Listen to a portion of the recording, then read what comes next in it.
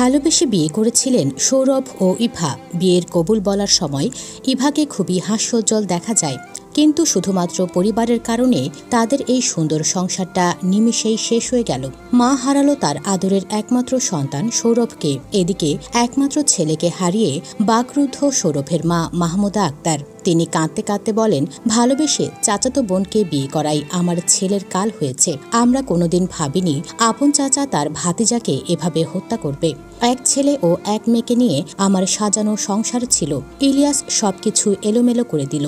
পারিবারিক সূত্র জানায়, সৌরভের সঙ্গে দীর্ঘদিন প্রেম চলছিল তার চাচাতো বোন ইভার। উভয় পরিবারকে না জানিয়ে গত 12 মে ঢাকার একটি বাসায় তারা বিয়ে করেন, কিন্তু তাদের এই সম্পর্ক মেনে নেয়নি চাচা অবসরপ্রাপ্ত সেনা সদস্য ইলিয়াস আলী আকন্দ।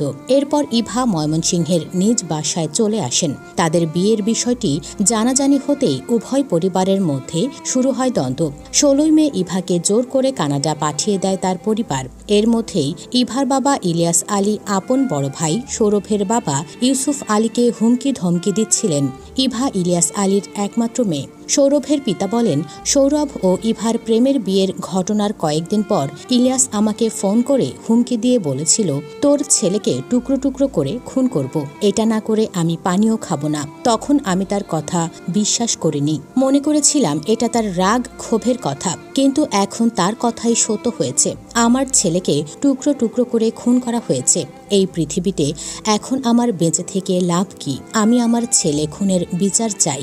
এদিকে নিহত ওমর ফারুকের ফুফাতো ভাই জিল্লুর রহমান প্রথম আলোকে বলেন, গত 12 মে ঢাকায় পরিবারের অজ্ঞাতে ওমর ফারুক ও তার চাচাতো বোন বিয়ে করেন। পরে তারা বাসায় বিয়ের কথা জানান, তবে দুই পরিবারের কেউ বিষয়টি মেনে নেননি। পরে অবশ্য বিয়ে মেনে নেয়ার আশ্বাস দেয়া হয় এবং দুজন নিজ নিজ বাসায় ফিরে যান। হত্যাকাণ্ডের ঘটনায় ছায়া তদন্ত করছে পুলিশ ব্যুরো অফ ইনভেস্টিগেশন। নাম প্রকাশ না করার শর্তে পিবিআইয়ের এক কর্মকর্তা বলেন, সৌরভের বিভিন্ন স্বজনের সঙ্গে আমরা কথা বলেছি। প্রাথমিক তদন্তে জানা গেছে, গত মাসে চাচাতো বোনকে বিয়ে করেন সৌরভ, কিন্তু দুই পরিবার বিষয়টি মেনে নেয়নি। তখন সৌরভকে হুমকিও দেওয়া হয়েছিল। পরে মেয়েটিকে কানাডা পাঠিয়ে দেওয়া হয়। আমরা তার চাচার বাসায় গিয়ে বুঝতে পেরেছি সেখানেই হত্যার ঘটনাটি ঘটেছে। হত্যাকাণ্ডের অনেক আলামত পাওয়া গেছে। এদিকে চাঞ্চল্যকর এই হত্যাকাণ্ডের ঘটনায় নিহত সৌরভের গ্রামের বাড়ি ঈশ্বরগঞ্জ উপজেলার মাইকবাজ ইউনিয়নের তারাটি গ্রামে শোকাবহ পরিস্থিতির সৃষ্টি হয়েছে। নির্মম এই ঘটনায় নিহতের পরিবার ও স্বজন ছাড়াও প্রতিবেশীদের মধ্যে আহাজারি সৃষ্টি হয়েছে।